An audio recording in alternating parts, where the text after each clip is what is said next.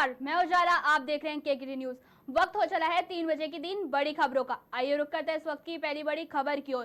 कांग्रेस नेता राहुल गांधी ने बिहार के बख्तियारपुर में एक चुनावी जनसभा को संबोधित करते हुए पीएम नरेंद्र मोदी पर जमकर निशाना साधा। इस दौरान राहुल गांधी ने कहा कि नरेंद्र मोदी ने परमात्मा वाली कहानी क्यों निकाली है। जब चुनाव के बाद ईडी के लोग नरेंद्र मोदी से अडानी के बारे में पूछेंगे तो नरेंद्र मोदी कहेंगे मैं नहीं जानता, ये मुझसे परमात्मा ने कहा। प्रधानमंत्री मोदी ने कहा लंबे लंबे भाषण मत दीजिए, सिर्फ इतना बताइए कि आपने बिहार के युवाओं को कितना रोजगार दिया है। आपके 2 करोड़ युवाओं को नौकरी देने की बात की थी, लेकिन किसी को नौकरी नहीं दी। पहले युवा सेना और पब्लिक सेक्टर में जा सकते थे, लेकिन नरेंद्र मोदी ने सारे रास्ते बंद कर दिए। आगे सुनते हैं ये खास रिपोर्ट।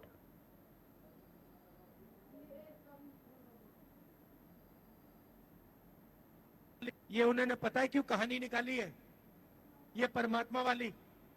क्योंकि चुनाव के बाद जब वही ईडी के लोग नरेंद्र मोदी से अडानी जी के बारे में पूछेंगे तो नरेंद्र मोदी कहेंगे मैं नहीं जानता, परमात्मा ने कहा था।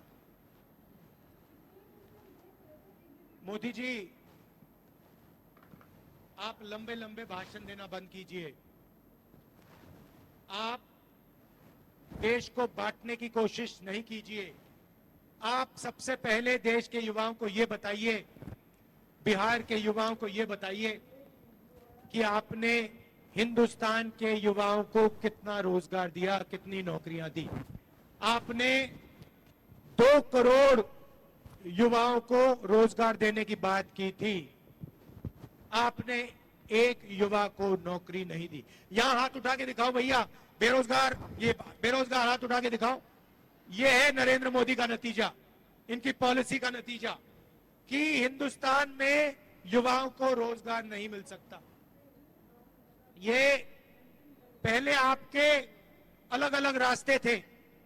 सेना में आप जा सकते थे, पब्लिक सेक्टर में जा सकते थे, प्राइवेट सेक्टर में आपको रोजगार मिल सकता था। नरेंद्र मोदी ने नोटबंदी, जीएसटी लागू करके रोजगार के रास्ते बंद किए और सेना में अग्निवीर लागू करके जवानों को मजदूर बना दिया। नरेंद्र मोदी कुछ भी कहें, 4 जून के बाद इंडिया की सरकार आने वाली है। अग्निवीर योजना को फाड़ के हम कूड़ेदान में फेंकने जा रहे हैं। ये नरेंद्र मोदी की योजना है। आर्मी इस योजना को नहीं चाहती है, ये ऊपर से थोपी गई है और हमारा पहला काम अग्निवीर योजना को फाड़ कर कूड़ेदान में फेंकने का होगा। हम 2 तरीके के शहीद नहीं चाहते हैं। अब भाई और बहनों, ये जो चुनाव है ये संविधान का चुनाव है। ये पहला चुनाव है जहां बीजेपी के नेताओं ने कहा है कि हम इस संविधान को फाड़ के फेंक देंगे। भाई और बहनों, ये जो संविधान है ये आपकी आवाज है और इसको बाबा साहब अंबेडकर जी ने, गांधी जी ने, नेहरू जी ने देश की जनता के साथ मिलकर बनाया है।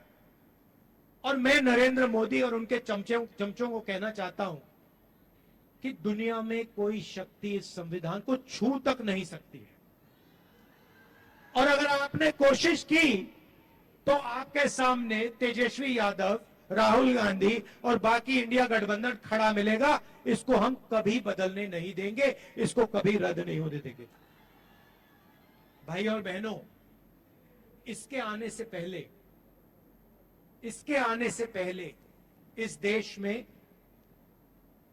किसानों का, गरीबों का, पिछड़ों का, दलितों का, आदिवासियों का कोई हक नहीं होता था।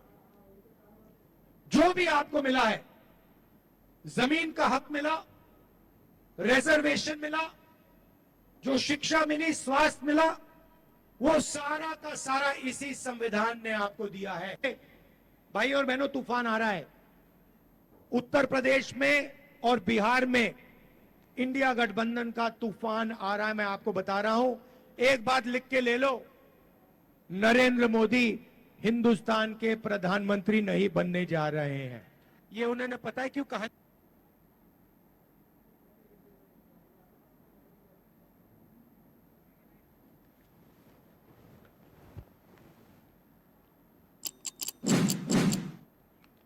आइए रुक करते हैं इस वक्त की दूसरी बड़ी खबर की ओर। सीएम योगी आदित्यनाथ लोकसभा चुनाव के अंतिम चरण की सीटों पर धुआंधार प्रचार में जुटे हुए हैं। इसी कड़ी में सीएम योगी आदित्यनाथ ने बलिया पहुंचे हैं, जहां उन्होंने कहा कि लोगों ने स्वर्गीय कृष्णानंद राय जी की हत्या पर कोई संवेदना व्यक्त नहीं की, बल्कि हत्यारों को संरक्षण दिया। वे लोग आज माफिया के मरने पर मातम मनाने आए हैं और श्री अयोध्या धाम और काशी के बाद अब मथुरा की तरफ जा रहे हैं। हम ही जाएंगे। आगे सुनते हैं क्या कुछ कहा गया है इस खास रिपोर्ट में। मोहम्मदाबाद क्षेत्र के लिए स्वर्गीय कृष्णानंद राय जी के बहुत सारे सपने थे। यहां के विकास को लेकर के वे अत्यंत चिंतित रहते थे, लगातार प्रयास करते थे, संघर्षों से तपे थे। बहनों और भाइयों, जब भी कृष्णानंद राय जैसा कोई कार्यकर्ता, कोई जनप्रतिनिधि विकास के लिए कोई प्रयास करता था, ये समाजवादी पार्टी ऐसे युवाओं नेताओं को माफियाओं की भेंट चढ़ा देता था। और याद करिए, जिन लोगों ने स्वर्गीय कृष्णानंद राय की हत्या में कोई संवेदना व्यक्त नहीं की, बल्कि हत्यारों को संरक्षण दिया, वे लोग आज माफिया के मरने पर मातम मनाने के लिए आते हैं। मैं कहना चाहता हूं, कृष्णानंद राय विधायक थे, भारतीय जनता पार्टी के विधायक थे। श्री श्याम शंकर राय उनके साथ में थे, रमेश राय साथ में थे, रमेश पटेल साथ में थे, मुन्ना यादव साथ में थे, अन्य लोग साथ में थे, सब मारे गए। और किस बर्बरता के साथ मारा गया था बहनों और भाइयों, तब भी प्रदेश में समाजवादी पार्टी की सरकार थी और केंद्र में कांग्रेस की सरकार थी। ये दोनों जब मिलते हैं, कोई ना कोई अनर्थ होता है। हमें फिर से अनर्थ नहीं होने देना है, और यही अपील करने के लिए मैं आपके पास आया हूं। यही अपील करने के लिए मैं आज आया हूं आपके पास। हमें तो गौरव की अनुभूति होनी चाहिए कि आज हम लोग एक ऐसे माहौल में जी रहे हैं जो कल्पना कभी देश के प्रथम स्वातंत्र समर के लिए महान स्वतंत्रता संग्राम सेनानी मंगल पांडे ने की थी, जो कामना चित्तू पांडे ने की थी। विकास की जो तड़प पूर्व प्रधानमंत्री सरदेव चंद्रशेखर जी में थी, और मोहम्मदाबाद की समग्र विकास के लिए जो चिंतित रहते थे, ऐसे कृष्णानंद राय के सपनों का मोहम्मदाबाद, गाजीपुर, बलिया, उत्तर प्रदेश और भारत बने। मोदी जी और योगी जी यही प्रयास कर रहे हैं, और इसी के लिए आपके पास आए। नीरज शेखर जी चुनाव जीत के जाएंगे रिकॉर्ड वोटों से। आप सभी समर्थन करेंगे। इसके लिए आपको दो काम करने पड़ेंगे। करेंगे। एक 4 दिन का समय है, 28, 29, 30 और 31। इन 4 दिनों में आपसे मैं अपील करूंगा कि आप में से हर व्यक्ति 10-10 घर में जाकर के एक मतदाता से मिलना है और कहना, मोदी जी के नेतृत्व में आत्मनिर्भर और विकसित भारत के लिए, राम राज्य की संकल्पना को साकार करने के लिए, देखो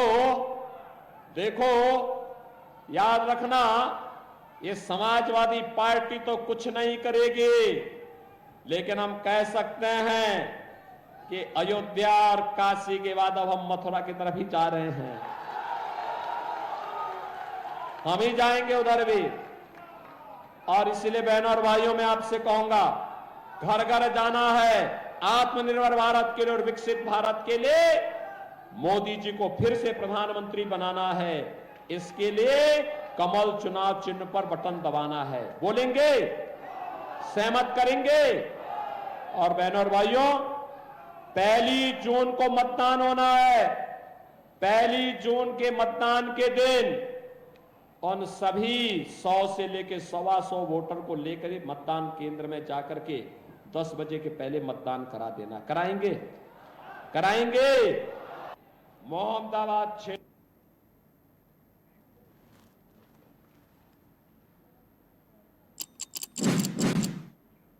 आइए रुक करते इस वक्त की तीसरी बड़ी खबर की ओर।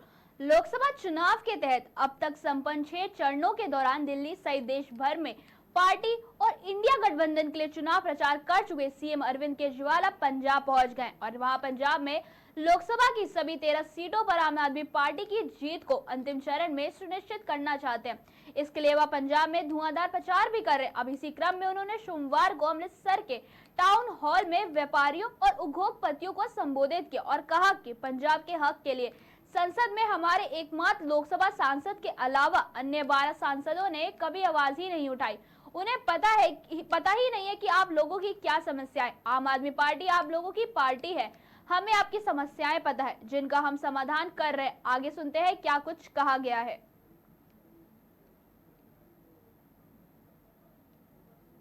आप लोग हमारे लिए बहुत इंपॉर्टेंट हैं। आप तरक्की करें, फले फूलें, और जो जो बातें धालीवाल साहब ने कही हैं वो सारी बातें हम करेंगे। आप ये सोच सकते हो कि इसके पहले जितनी पार्टियां आई, अभी इसके पहले हमारा संसद में एक ही एमपी था लोकसभा में, अभी रिंकू था, उसके पहले मान साहब थे। उनके अलावा किसी की आवाज सुनाई देती थी? कोई इस पार्टी का हो चाहे उस पार्टी का हो, कोई पंजाब के हक के बारे में बात ही नहीं करता था। जो बातें अभी धालीवाल साहब ने की वो बातें वो भी कर सकते थे लोकसभा के अंदर। आपकी आवाज वो भी उठा सकते थे, आपके लिए वो भी लड़ सकते थे। उनको परवाह ही नहीं थी आप लोगों की। उनको शायद पता ही नहीं था कि आपकी ये समस्याएं हैं। उन्होंने कभी चिंता ही नहीं की आप लोगों की। आम आदमी पार्टी आप लोगों की पार्टी है, आपके बीच से निकले हुए लोग हैं हम लोग। हमें आपकी समस्याएं पता हैं, इसलिए हम आपकी समस्याओं के ऊपर काम करते हैं। तो आज मैं 1 साल पहले जब आया था, मैंने कहा था मैं आपसे वोट मांगने नहीं आया, आपकी समस्याओं का समाधान करने आया हूं। आज मैं आपका समर्थन मांगने के लिए आया हूं इस चुनाव के अंदर, और वो बहुत जरूरी है, कई मायनों में जरूरी है। आपने हमें 2 साल पहले स्टेट के चुनाव में भारी समर्थन दिया, 117 में से 92 सीट दी। इतनी सीटें मुझे नहीं लगता 75 साल में किसी भी पार्टी को आपने इतना ज्यादा प्यार दिया था, इतना विश्वास किया था। उसके लिए मैं तहे दिल से आप लोगों का शुक्रिया अदा करता हूं। और 2 साल में आपने हमारे काम भी देख लिए। हमने जितने काम कहे थे एक एक करके सारे पूरे करते जा रहे हैं। बिजली फ्री हुई कि नहीं हुई? हो गई ना बिजली फ्री? घर की बिजली फ्री हो गई ना? बिजली फ्री हो गई। सोच सकते थे कि बिजली फ्री भी हो सकती है? ये एक जादू की तरह है। केवल दिल्ली और पंजाब के लोगों को फ्री बिजली मिल रही है, बाकी पूरे देश में कहीं नहीं मिल रही। केवल आम आदमी पार्टी फ्री बिजली देती है। कहां से देते हैं?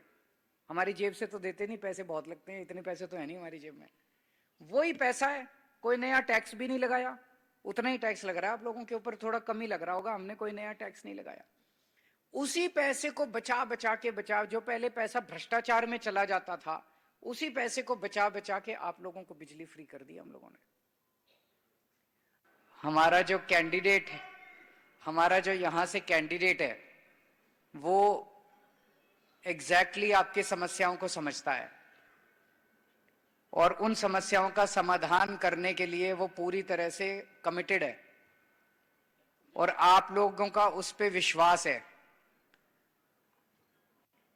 मुझे याद है, आज से 1 साल पहले मैं मान साहब के साथ पंजाब में अमृतसर गया था, लुधियाना गया था, जलंधर गया था, मोहाली गया था। हमने व्यापारियों के साथ कई सारी मीटिंग्स करी थी। व्यापारियों ने, उद्योगपतियों ने कई सारी समस्याएं भी बताई थी। उनमें से कई समस्याओं का समाधान भी हुआ, कई समस्याओं पे अभी काम चल रहा है, कई समस्याओं के समाधान पे अभी काम चल रहा है। जब 1 साल पहले मैं आपके बीच में आया था, उस वक्त मैं आपसे वोट मांगने नहीं आया था। आपकी समस्याओं का जेन्युइनली समाधान करने के लिए हम आए थे, क्योंकि हमें लगता है कि व्यापारियों और उद्योगपतियों का किसी भी देश की अर्थव्यवस्था में सबसे ज्यादा योगदान होता है। अगर व्यापारी और उद्योगपति खुश नहीं होंगे, उनकी समस्याओं का समाधान नहीं किया जाएगा, तो देश आगे तरक्की नहीं कर सकता। आप लोग रीढ़ की हड्डी हैं हमारे देश की अर्थव्यवस्था के लिए। मुझे याद है मोदी जी ने एक बार कहा था कि आड़ती जो हैं वो दलाल होते हैं, व्यापारी जो हैं वो दलाल होते हैं, दलाल नहीं होते हैं। वो देश की रीढ़ की हड्डी होते हैं, अर्थव्यवस्था की रीढ़ की हड्डी होते हैं। एक तरफ किसान और मजदूर है जो फसल उगाता है, और दूसरी तरफ व्यापारी हैं जो उसको डिस्ट्रीब्यूशन पूरे देश के अंदर डिस्ट्रीब्यूट करते हैं, उद्योगपति हैं जो उसकी प्रोसेसिंग करते हैं आगे। हम व्यापारियों को कितनी तवज्जो देते हैं, उद्योगपतियों को, कारोबारियों को, छोटे दुकानदारों को कितनी तवज्जो देते हैं, ये इसी बात से अंदाजा लगा लीजिए कि कल मैं दिल्ली का चुनाव पूरा करके सीधे अमृतसर पहुंचा और यहां से मेरी पहली मीटिंग फिरोजपुर में थी। फिरोजपुर में मैं सबसे पहले व्यापारियों और उद्योगपतियों से मिला, उसके बाद मैं किसी रोड शो में गया। मोहल्ला क्लिनिक बन रहे हैं, नहीं बन रहे हैं? बने कुछ मोहल्ला क्लिनिक अमृतसर? अच्छे हैं कि नहीं है? बढ़िया है कि नहीं है? मोहल्ला क्लिनिक में शानदार मोहल्ला क्लिनिक, फ्री दवाइयां मिल रही है, फ्री इलाज मिल रहा है, फ्री टेस्ट हो रहे हैं। और अब सरकारी स्कूल शानदार बनने लगे। सबसे पहला अमृतसर का सरकारी स्कूल मेरे को याद है, स्कूल ऑफ एक्सीलेंस। देखने गए आप लोग? देखा किसी ने स्कूल ऑफ एक्सीलेंस बना? शानदार सरकारी स्कूल बन रहे हैं पूरे पंजाब के अंदर। शुरू हुआ है अभी, 2 ही साल हुए हैं, 2 साल ज्यादा नहीं होते। 75 साल का जो इन्होंने गंद फैलाया है, 75 साल जो इन्होंने खराब किया है, वो थोड़ा टाइम तो लगेगा उसको ठीक करने में, लेकिन इन 2 साल के अंदर आपको इतना यकीन हो गया होगा कि इन लोगों की नीयत साफ है, अच्छे लोग हैं, ईमानदार लोग हैं, पंजाब की तरक्की करना चाहते हैं। सारी ठीक होगी। 3 साल और अभी बाकी हैं। इन 3 साल में हर मोहल्ले में मोहल्ला क्लिनिक बना देंगे, सारे स्कूल ठीक कर देंगे, और भी जितने वादे थे आपका, पानी का, सीवर का, वाघा बॉर्डर का, सारे काम करेंगे हम लोग। जितने कामों का हम लोगों ने वादा किया है, सारे काम करेंगे। लेकिन आप लोगों का और साथ चाहिए हम लोगों को। वो होता है ना कि ये दिल मांगे मोर। आपने हमें स्टेट में 92 सीट दे दी, अब सेंटर में हमारी ताकत बढ़ाओ, सेंटर में आम आदमी पार्टी के मान साहब के हाथ मजबूत करो, तो सेंटर के जितने मसले हैं उन मसलों को भी हल करने में हमें मदद मिलेगी। सेंटर ने हमारे फंड रोक दिए, 9,000 करोड़ रुपया पंजाब का सेंटर ने रोक दिया, दे नहीं रहे। उसमें 5,500 करोड़ रूरल डेवलपमेंट फंड का पैसा है, उसमें नेशनल हेल्थ मिशन का पैसा है। ये रूरल डेवलपमेंट फंड का जो पैसा है, ये गांव-गांव के अंदर इससे सड़कें बननी थी, इन्होंने पैसा रोक लिया। आप सोचो 5,500 करोड़ आ जाता तो गांव-गांव में कितनी सड़कें बन सकती थी। नेशनल हेल्थ मिशन का पैसा आ जाता तो कितने और मोहल्ला क्लिनिक बन सकते थे। तो ये गुंडागर्दी, तानाशाही मचा रखी है इन लोगों ने। भाई, विकास के साथ और लोगों की तरक्की के साथ राजनीति नहीं होनी चाहिए। चुनाव में आप राजनीति कर लो, चुनाव में आपको जो कहना है कह लो, चुनाव में आपको जो, लेकिन एक बार चुनाव जीत गए, आम आदमी पार्टी की सरकार बन गई, उसके बाद अगर आप केंद्र सरकार पैसा रोकती है, ये उनके पिताजी का पैसा थोड़ी है, ये तो आप ही का पैसा है, पंजाब के हक का पैसा है, पंजाब के लोगों का पैसा है, वो रोक के बैठे हुए हैं। ये ठीक नहीं है, ये तानाशाही है, ये गुंडागर्दी है। ये एक तरह से ये कह रहे हैं हमें वोट नहीं दोगे तो हम तुम्हारा पैसा रोक लेंगे। ये क्या बात हुई? हमारे देश का पैसा आप कैसे रोक लोगे? आप लोगों ने हमें 92 सीट देके जिताया, विधानसभा के अंदर हम कानून बनाते हैं, गवर्नर कानून पे साइन करने को मना कर देता है। अभी इतने सारे बिल गवर्नर लेके बैठा है, फिर फायदा क्या हुआ? ये तो गुंडागर्दी कर दी कि हमें जिताओगे तभी हम बिल पास करने देंगे, हमें नहीं जिताओगे तो। ये तो ठीक नहीं है, ये तो देश के साथ खिलवाड़ कर रहे हैं ये लोग कि एक पार्टी वन लीडर, ये करना चाहते हैं कि पूरे देश में बस बीजेपी होनी चाहिए, बाकी और किसी को हम काम ही नहीं करने देंगे। आज अकेले भगवंत मान केंद्र सरकार से लड़ रहे हैं। अगर आपने 13 MP जिता दिए तो इनके 13 भगवंत मान के 13 हाथ हो जाएंगे, फिर ये 13 लोग जाके लड़ेंगे केंद्र सरकार से, तो आपके मसले केंद्र सरकार के साथ जो मसले हैं वो जल्दी जल्दी समाधान होना चालू होंगे। होंगे कि नहीं होंगे?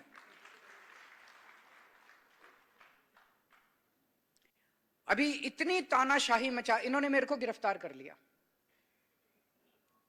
कहते हैं केजरीवाल भ्रष्टाचारी है। मेरा तो एक ही प्रश्न है, बिजली फ्री करने वाला भ्रष्टाचारी है कि बिजली महंगी करने वाला भ्रष्टाचारी है? अगर मैंने भ्रष्टाचार करना होता तो आपकी बिजली फ्री थोड़ी करता। जैसे इन लोगों ने भ्रष्टाचार कर करके सारा पैसा खा गए, मैंने पैसा बचा बचा के दिल्ली में भी बिजली फ्री कर दी, पंजाब में भी बिजली फ्री कर दी, मोहल्ला क्लिनिक खोल दिए, स्कूल खोल दिए, सड़कें बना दी, दिल्ली के अंदर पानी का सीवर का इंतजाम कर दिया। कोई भी भ्रष्टाचारी आदमी काम नहीं करता। 16 मार्च को इलेक्शन कमीशन ने देश के चुनाव डिक्लेयर करे, 21 मार्च को इन्होंने मेरे को गिरफ्तार कर लिया। तो भ्रष्टाचार में थोड़ी गिरफ्तार किया, उनको यह डर था कि केजरीवाल अगर पूरे देश में घूम घूम के प्रचार करेगा तो इनकी सीटें कम हो जाएंगी, इसलिए मेरे को अंदर किया। ये तो भला हो, सुप्रीम कोर्ट का धन्यवाद करते हैं हम। सुप्रीम कोर्ट ने कहा जा केजरीवाल 21 दिन प्रचार कर ले, तो मैं पूरे देश में घूम घूम के प्रचार कर रहा हूं। आप लोग हमारे लिए